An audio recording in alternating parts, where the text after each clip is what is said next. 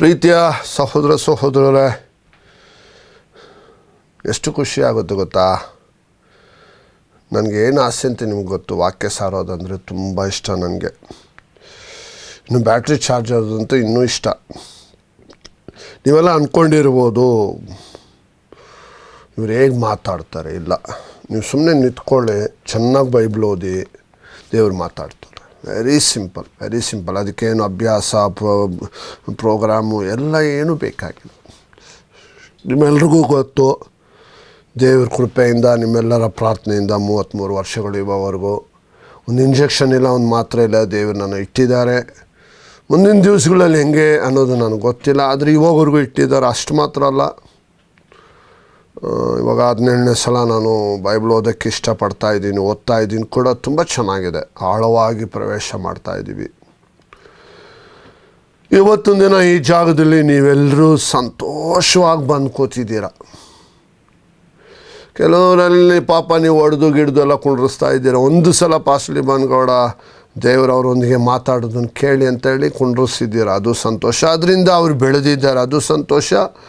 ಅಷ್ಟು ಮಾತ್ರವಲ್ಲ, ಭಾಳ ಜನ ಈ ಕಾಲೇಜ್ಗೆ ಮತ್ತು ಸೈಂಟಿಸ್ಟ್ಗಳು, ಡಾಕ್ಟ್ರುಗಳು, ಅನೇಕ ಕಾರ್ಪೊರೇಟ್ರುಗಳು, ಅನೇಕ ರಾಜಕಾರಣಿಗಳು ಕೂಡ ಫೋನ್ ಮಾಡಿ ಪ್ರಾರ್ಥನೆ ಮಾಡಿದ್ಮೇಲೆ ಆಗಿದ್ದ ಅದ್ಭುತಗಳನ್ನು ಕೂಡ ಹಂಚ್ಕೊಂಡಿದ್ದಾರೆ.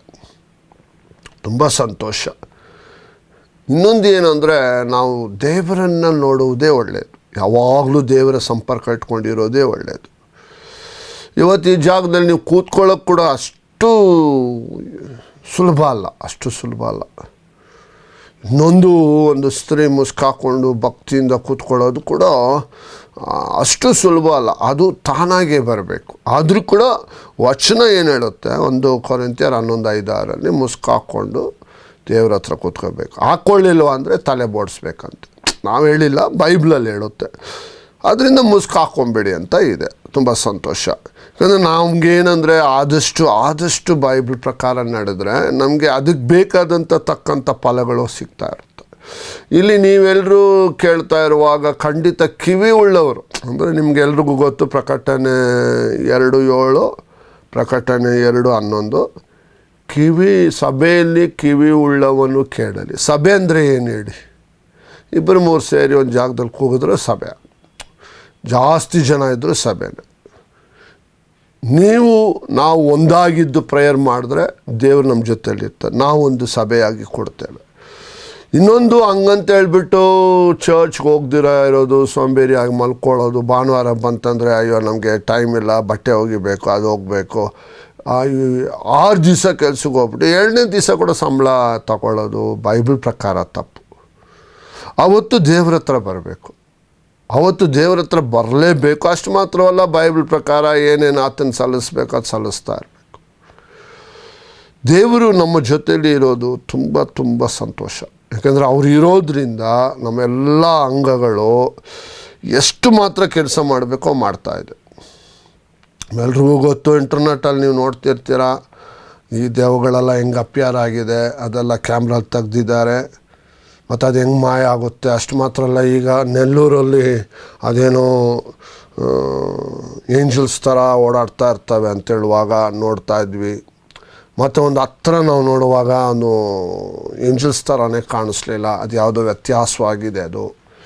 ಸೊ ಈ ರೀತಿಯೆಲ್ಲ ನಿಮಗೆ ಜ್ಞಾನೋದಯದಲ್ಲಿ ಕಂಡುಹಿಡಿಬೋದು. ಇನ್ನೊಂದು ಏನಂದರೆ, ಯೇಸು ಕ್ರಿಸ್ತನು ಬರುತ್ತಿದ್ದಾನೆ, ಆದರೆ ಈಗ ನಮ್ಮ ಮೇಲೆ ಬೆಳಕಾಗಿದ್ದಾನೆ.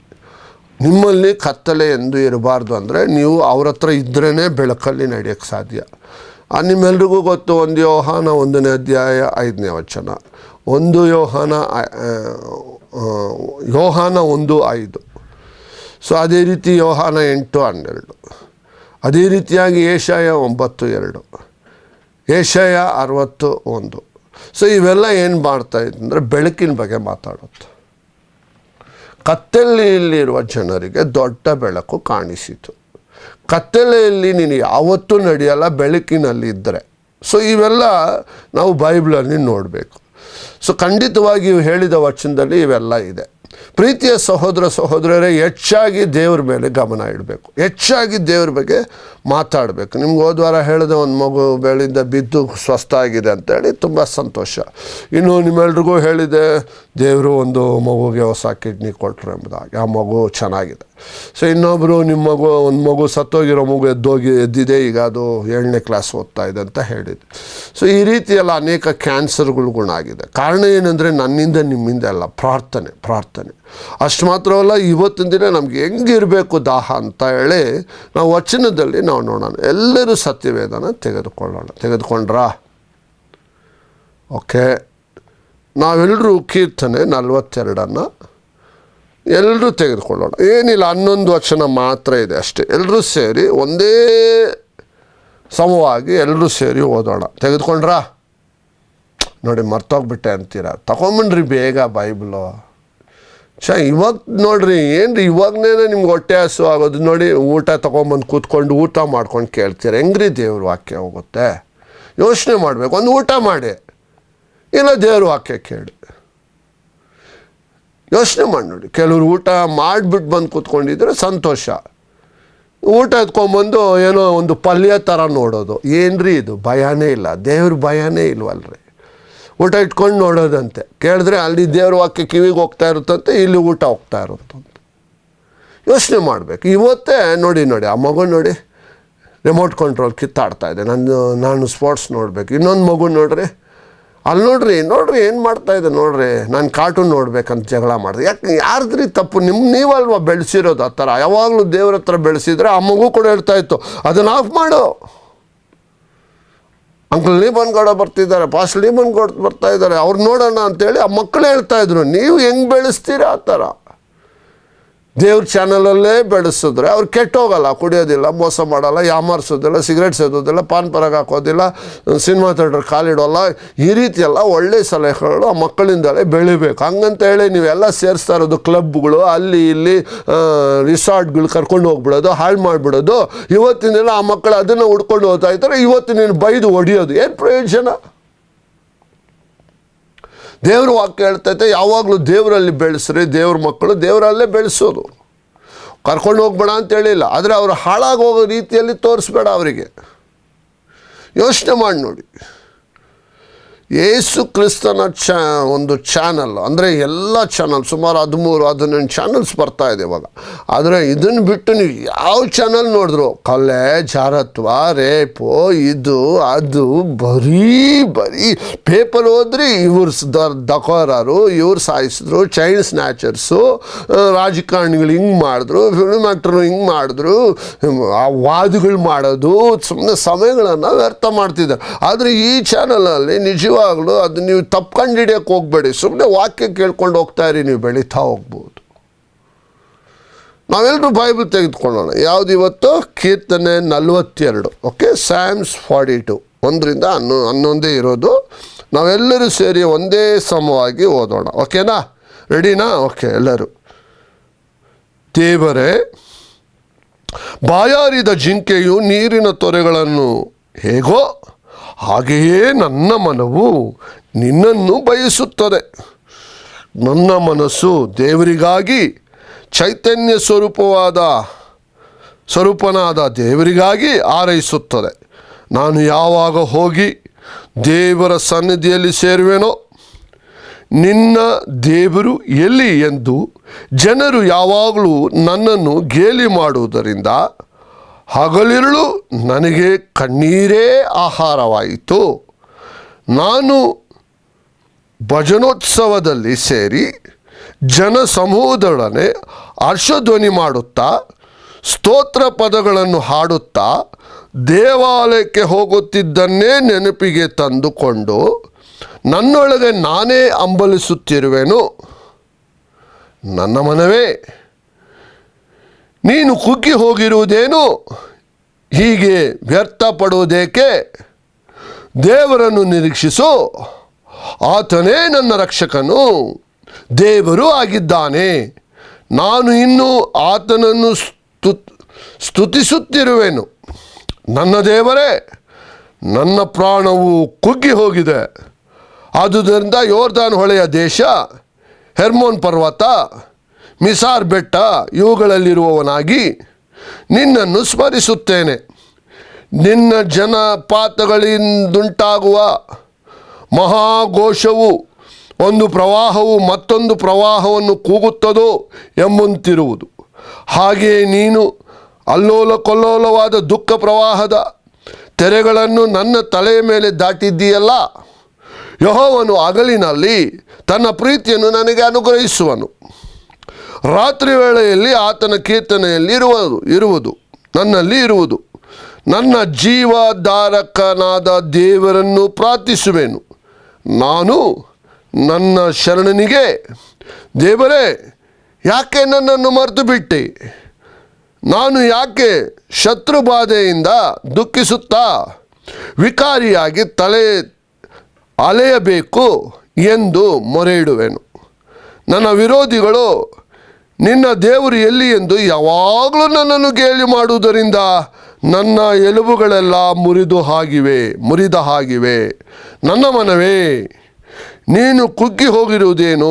ಹೀಗೆ ವ್ಯರ್ಥಪಡುವುದೇಕೆ? ದೇವರನ್ನೇ ನಿರೀಕ್ಷಿಸು. ಆತನೇ ನನಗೆ ರಕ್ಷಕನು, ದೇವರು ಆಗಿದ್ದಾನೆ. ನಾನು ಇನ್ನು ಆತನನ್ನು ಸ್ತುತಿಸುತ್ತಿರುವೆನು. ಎಷ್ಟು ಸೂಪರ್ ಆಗಿದೆ ನೋಡಿ. ಆತನೇ ರಕ್ಷಕನು, ಆತನೇ ವಿಮೋಚಕನು, ಆತನೇ ಆರೋಗ್ಯದಾಯಕನು, ಆತನೇ ಬಿಡುಗಡೆ ನಾಯಕನು, ಆತನೇ ಎಲ್ಲವನ್ನು ಪೂರೈಸುವವನು, ಆತನೇ ನಮ್ಮನ್ನು ನಡೆಸುವವನು. ಆತನೆಂದಿಗೂ ಕೈ ಬಿಡುವುದಿಲ್ಲ. ಆತನು ನಮ್ಮನ್ನು ಯಾವ ಬಾಧೆಗೆ ಒಳಪಡಿಸುವುದಿಲ್ಲ. ನಾನು ಕುಗ್ಗಿ ಹೋಗಿರುವಾಗ ಸಹಾಯಕನು ಆತನೆಂಬುದಾಗಿ ನಾವು ನೋಡುತ್ತೇವೆ. ಬಾಯಾರಿದ ಜಿಂಕೆ ಆ ನೀರೆಲ್ಲೋ ನೋಡಿದಾಗ ಒಂದು ಹೊಸ ಬಲ ಬರುತ್ತಂತೆ, ಹೋಗಿ ಆ ನೀರು ಕುಡಿಯುತ್ತಂತೆ. ಆ ಥರ ನಮಗೆ ದೇವರನ್ನು ಹುಡುಕ್ಬೇಕು. ನಾವು ದೇವರನ್ನು ಸ್ಮರಿಸಬೇಕು, ದೇವರನ್ನು ಅದಿಸ್ಬೇಕು, ದೇವರನ್ನು ಮಹಿಮೆ ಪಡಿಸಬೇಕು.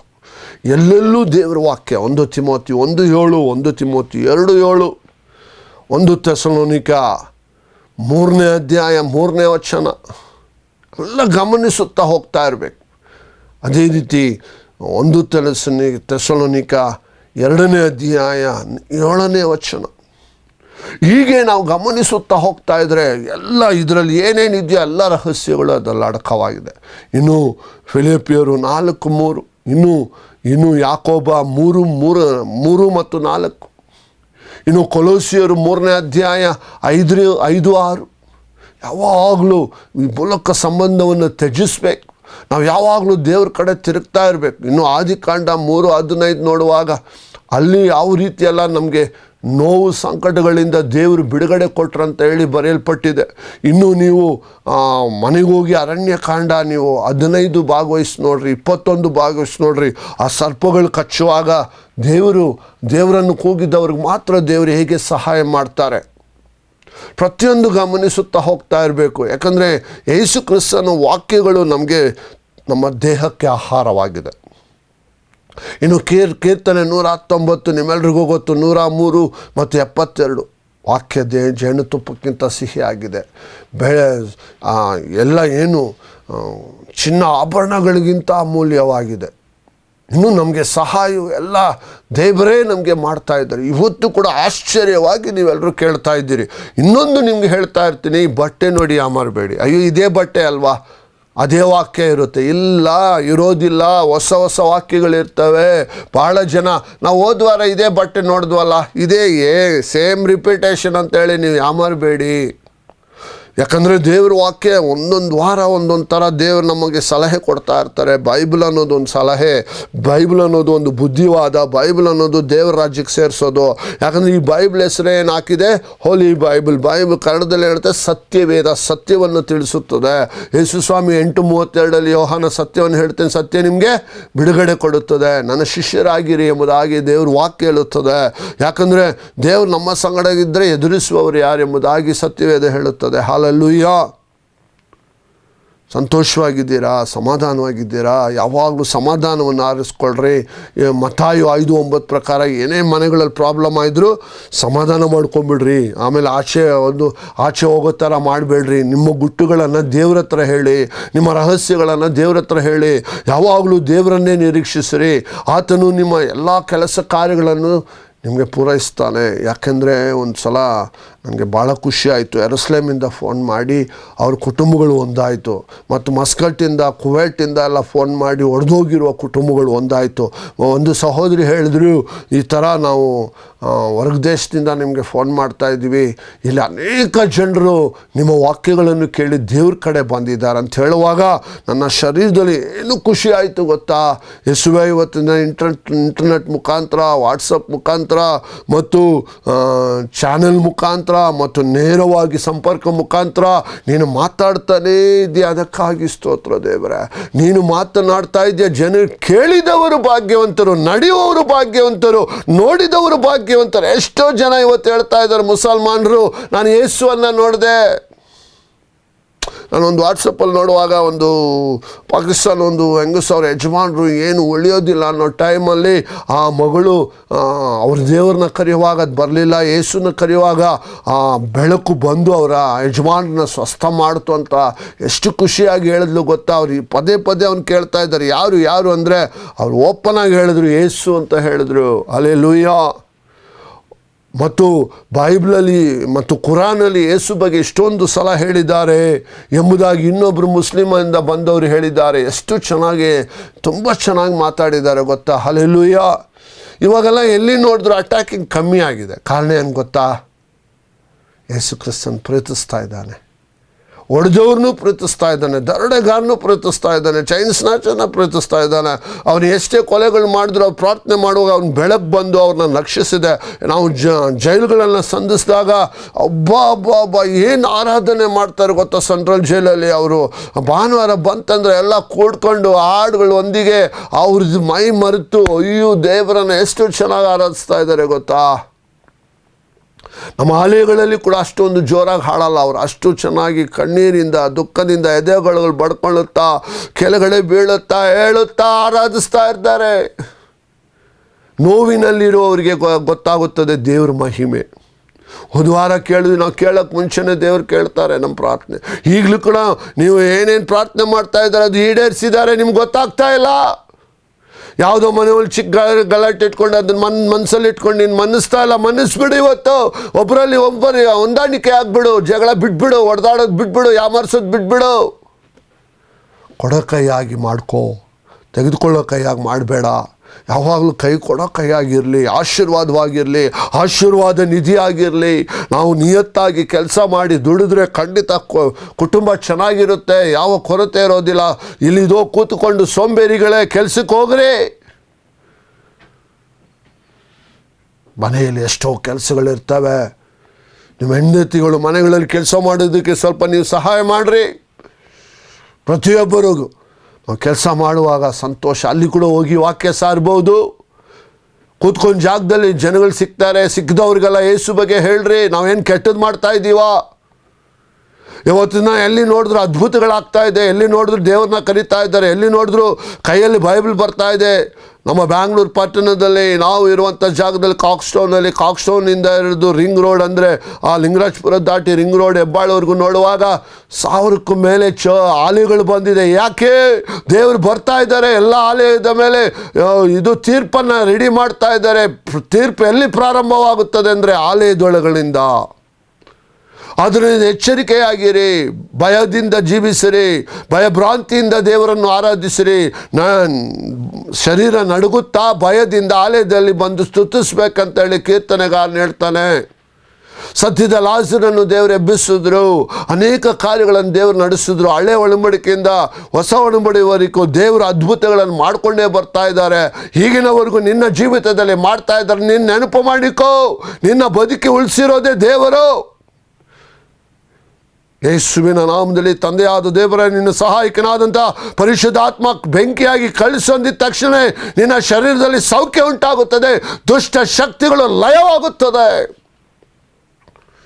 ಕರ್ತನು ನಿನ್ನ ಜೊತೆಯಲ್ಲಿ ಮಾತಾಡ್ತಾ ಇದ್ದಾನೆ. ಪ್ರೀತಿಯ ಸಹೋದರ ಸಹೋದರರೇ, ಭಾಳ ಜನ ಬೈತಾರೆ ಅನ್ಕೊತಾರೆ. ಇಲ್ಲ, ಬೈಬಲ್ ಬಯೋದಿಲ್ಲ. ಒಳ್ಳೆ ಸಲಹೆ ಕೊಟ್ಟು ನಮ್ಮನ್ನು ನಡೆಸ್ತಾ ಇದೆ. ಈಗಲೂ ಕೂಡ ನೀವು ಕೇಳ್ತಾ ಇರೋದು ಅದ್ಭುತ.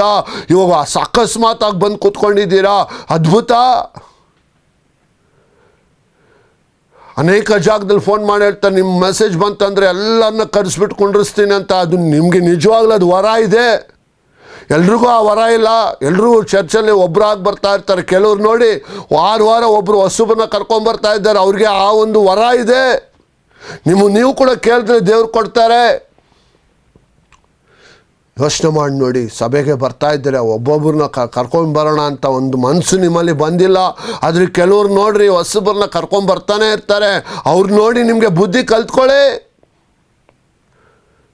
ನಮ್ಮ ಆಲಯದಲ್ಲಿ ಹೊಸಬರು ಬಂದ್ರೇ ನನಗೆ ಸಂತೋಷ. ಯಾರಾದರೂ ಹೊಸಬರು ಬಂದರೆ ಅವ್ರಿಗೆ ಅಂತ ಶುಭವಾರ್ತೆ ದೇವರು ಇಟ್ಟಿರ್ತಾರೆ. ಸೌಖ್ಯ ಉಂಟಾಗುತ್ತದೆ, ಆಗದ ಕಾರ್ಯ ಆಗುವಂತೆ ಮಾಡ್ತಾರೆ. ದೇವರ ಆಲಯದಲ್ಲಿದ್ದರೆ ಅವ್ರು ರೋಗ ಬರಲ್ಲ ಅಂತಿಲ್ಲ. ನಮ್ಮ ಆಲಯಗಳಲ್ಲಿ ಕೂಡ 3 ಡೆಂಗು ಜ್ವರ ಬಂದು ಸ್ಪಾಟಲ್ಲಿ ಕರ್ತನ ಗುಣಪಡಿಸಿದ್ದಾನೆ.